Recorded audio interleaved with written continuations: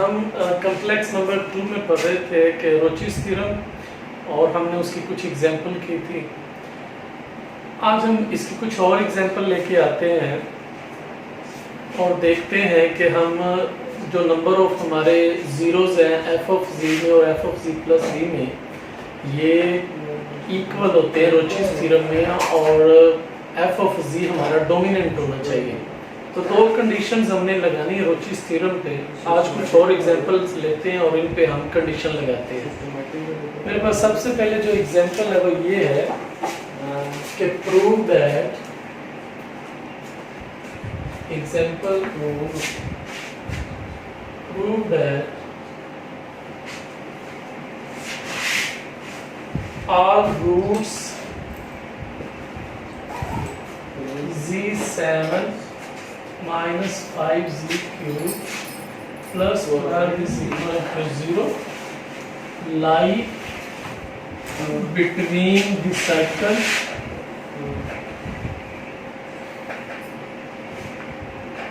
z mod is equal to 1 and z mod is equal to 2।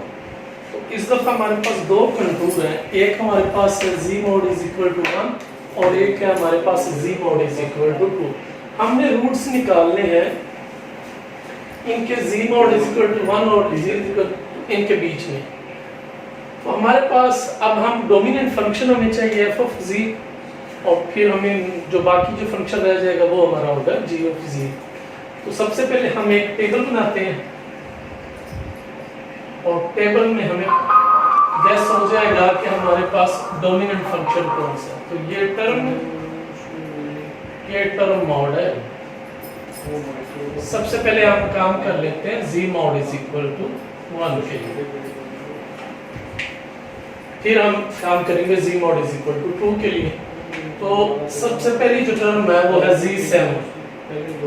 तो z7 जो है इसका हम मॉड लेंगे। इस मॉड को हम ऐसे लिख सकते हैं z मॉड 7। अब z मॉड हमारे पास 1 के इक्वल है और 1 7 इज इक्वल टू 1। फिर हमारे पास सेकंड टर्म है माइनस 5z क्यूब। हम इसका मॉड लेंगे minus 5z cube 5z mod cube and 5 into 1 is equal to 5। Third term is 12. 12 is already in plus, so 12 mod is equal to 12। तो dominant देखिए किसने किया, डोमिनेंट तो आपके कांस्टेंट ने किया। अब आपका जो f of z है वो आपका 12 है, बाकी तो दोनों को मिला भी लें तो ये 6 बनता है।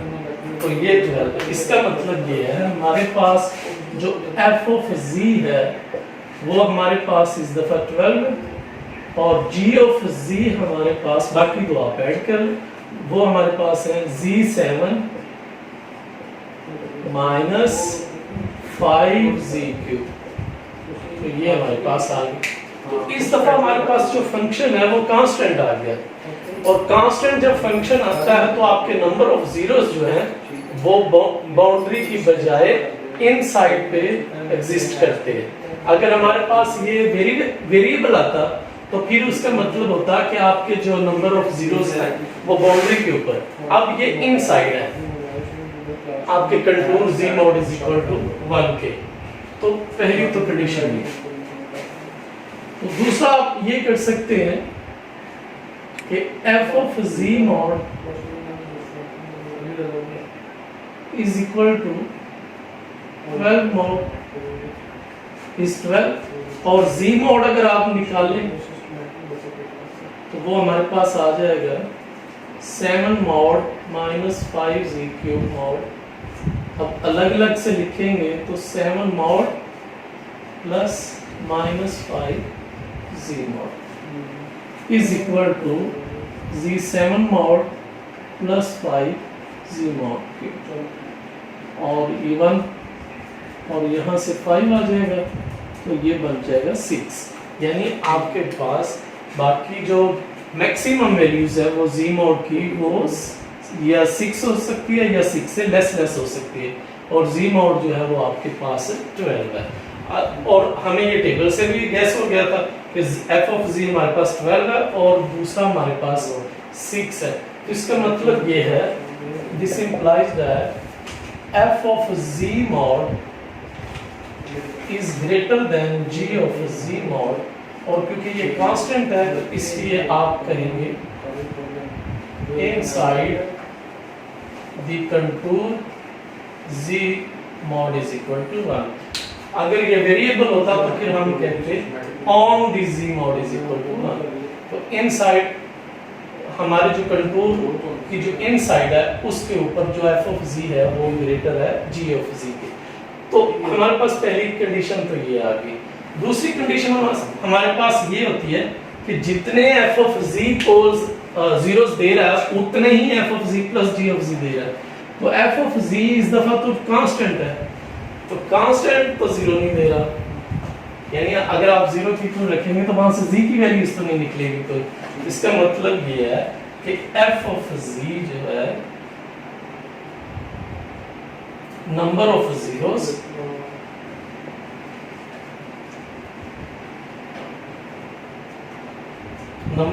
Zeros of function F of जी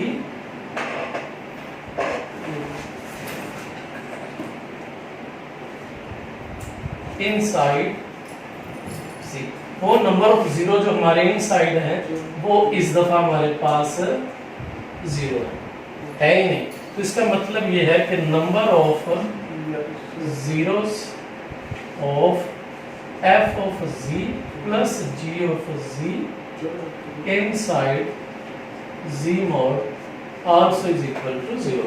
अगर हमारे पास F of G zero values दे रहा है, जीरोस दे रहा है, जीरो कोई भी नहीं रखता, तो इसका मतलब ये है कि आपके पास जो F of G plus G of G है बायोचिस थ्योरम वो भी आपके कोई भी जीरोस नहीं रखता। तो ये हमारे पास दोनों कंडीशन प्रूव हो गई, एफ ऑफ जी भी ग्रेटर आ गया और आपके जो जीरोस हैं वो इस मॉड के लिए, इस कंटूर के लिए लाई नहीं करते, उसमें कोई भी नहीं आ रहा आपका जीरो। अब हम चेक करेंगे जी मॉड इज इक्वल टू 2 के लिए कि अगर हम यही कंडीशन 2 के लिए ले लें तो फिर हम ये कैसे कर सकेंगे। अब हम जी मॉड 2 के लिए सारे कैलकुलेशन करेंगे।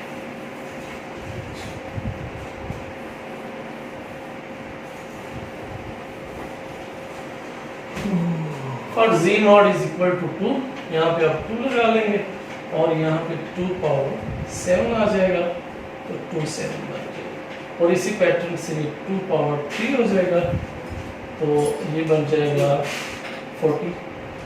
और ये तो फिर वैसे ही आ जाएगा 12, और 12 तो मॉड वही है। और 2 पावर 7 जो है, आप 2 पावर 7 अगर इसको आप कैलकुलेट करना चाहें आप इसको इस तरह से तोड़ के लिख सकते हैं।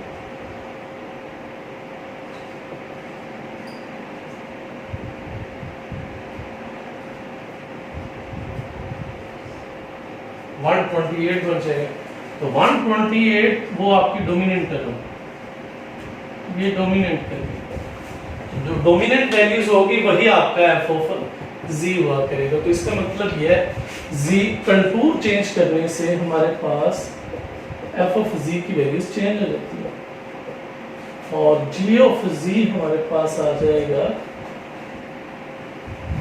12 minus 5 ji cube.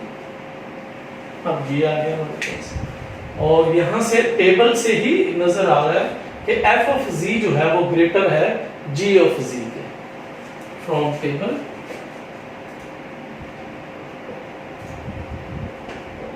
it is clear that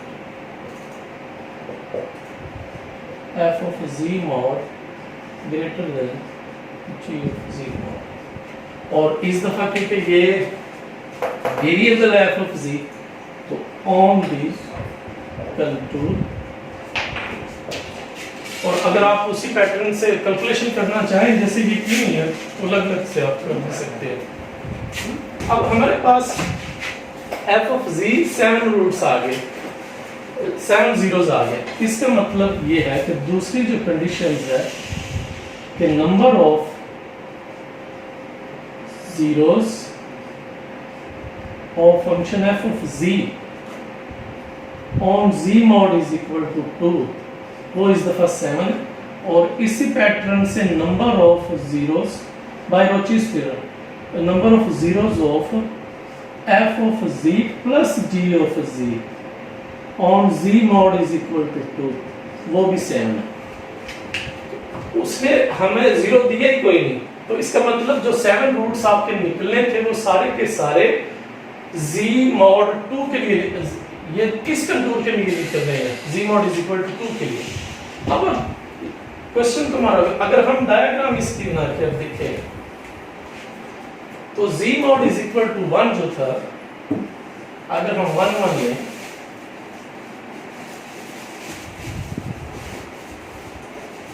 तो ये हमारे पास वैल्यूज आ गई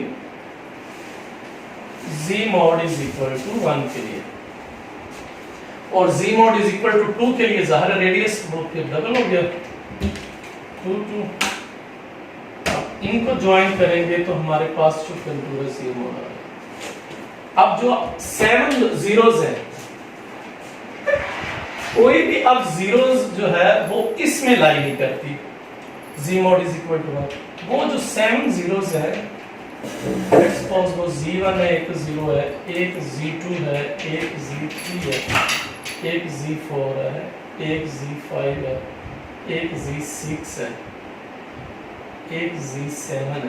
ये 7 जो जीरोस हैं ये सारी की सारी आपकी कंटूर z mod 2 में है, 1 में कोई भी जीरो लाई नहीं करते। तो ये था हमारा ज्योमेट्रिकली इंटरप्रिटेशन की, जितनी भी जीरोस हैं आपकी वो सारी z mod 2 में है, z mod 1 में कोई भी जीरो नहीं है। और ये जो रीजन होता है, अगर दो सर्कल्स के बीच का जो रीजन है, अगर ये एक सर्कल है और एक ये है, और ये रीजन जो होता है इसको हम एनुलस रीजन कहते हैं,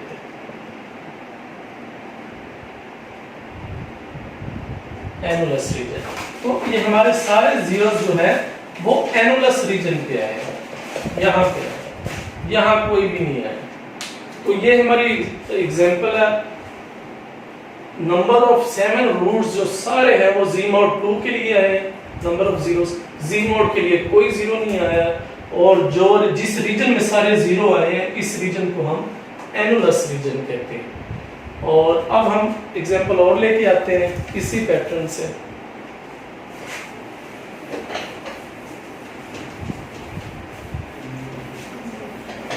इन सारे एग्जांपल्स का पैटर्न एक ही है, अगर एक आप लोगों ने अच्छे तरीके से कर ली, बाकी आप खुद ही कर सकेंगे।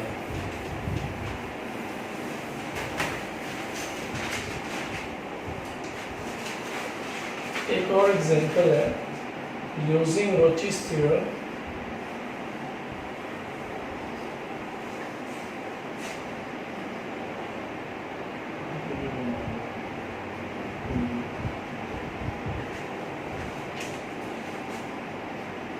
to determine the number of zeros of polynomial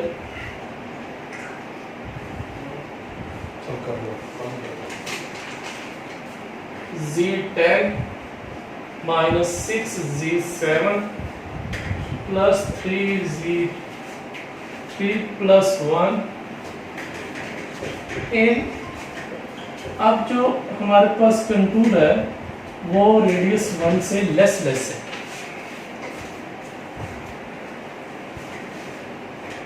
अब हम जब इसको सॉल्व करेंगे उसी पैटर्न से करेंगे।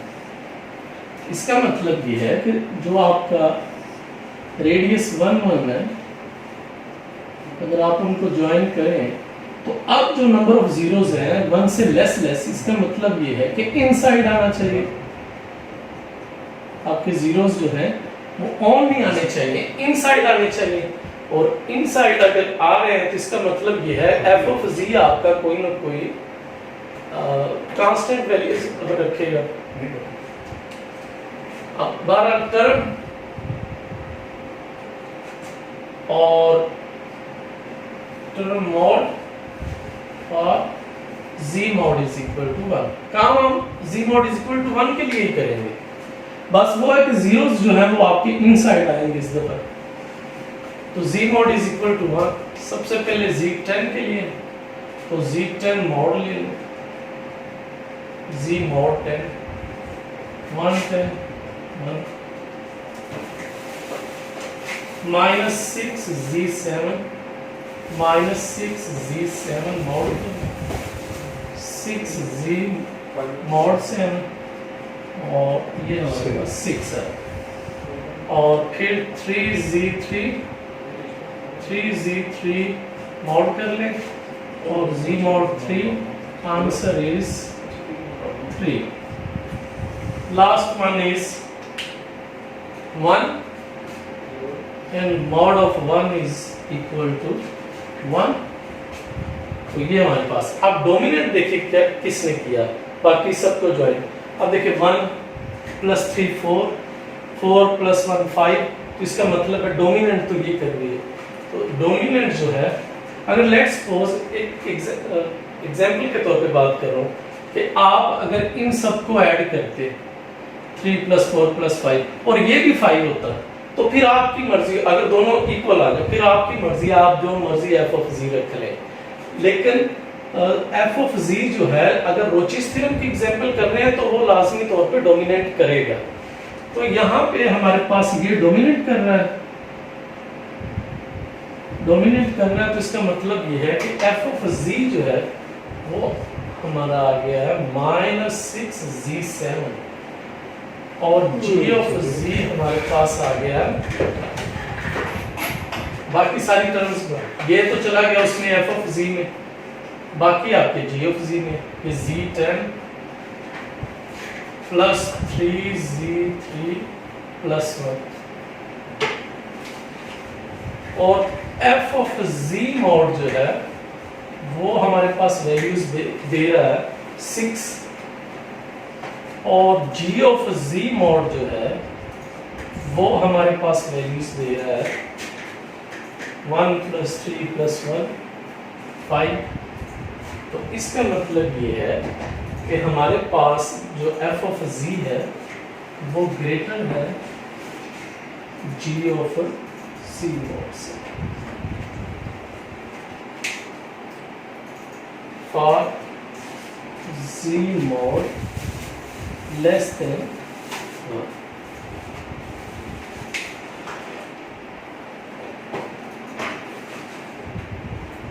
अब हमारे पास नंबर ऑफ जीरोस जो है वो 7 आई है। नंबर ऑफ जीरोस हमारे पास जो 7 आई है, इसका मतलब ये है कि आपके पास f of z + g of z की जो जीरोस हैं वो भी आपकी 7 आएंगे। Since number of zeros of f of z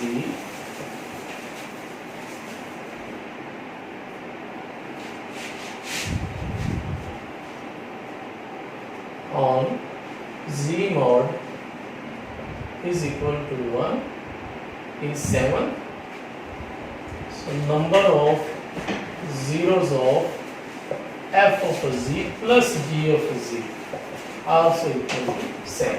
तो ये हमारे पास जो नंबर ऑफ जीरोस है वो इस दफा 7 आएंगे और वो इनसाइड ही रहेंगे। अगर फर्ज करें आप z0 z1 z2 z3 z4 z5 z6, तो ये आपकी जो नंबर ऑफ 7 जीरोस है वो सारी इनसाइड रहेंगी कंटूर के। कंटूर जो z mod is equal to 1 लिया हुआ है वो उसके अंदर अंदर सारी जीरोस आएंगे। तो ये इस पैटर्न से हमने एग्जांपल्स को करना है। एक एग्जांपल आप लोग खुद कीजिएगा, मैं स्टेटमेंट लिख लेता हूँ इसी पैटर्न से, जिस पैटर्न से हमने ये किए हैं वैसे ही मॉड लेना है, एक टेबल बनाना है, f of z ग्रेटर साबित करना है z of mod के, और नंबर ऑफ जो जीरोस f of z हैं वो इक्वल आनी चाहिए number of zeros f of z plus g of z के।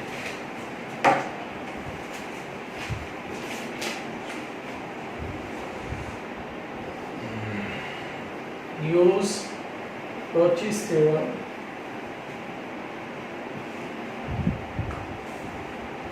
to show that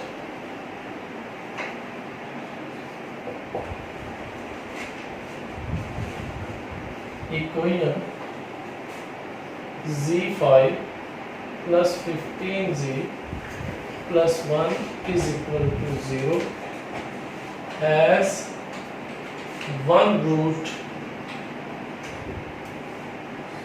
in the disk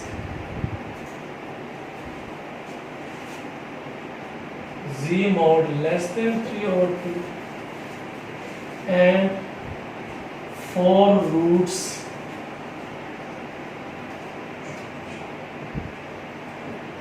in the annulus region z mod less than 2 and 3 over 2. तो इस example को आप लोग ट्राई कीजिएगा, जैसे पहले दो एग्जाम्पल किए हैं वैसे ही ये एग्जाम्पल है। कोई मसला हो तो फिर हमें आप लोग बताइएगा। तो आज हमारा इतना है। अल्लाह हाफिज़।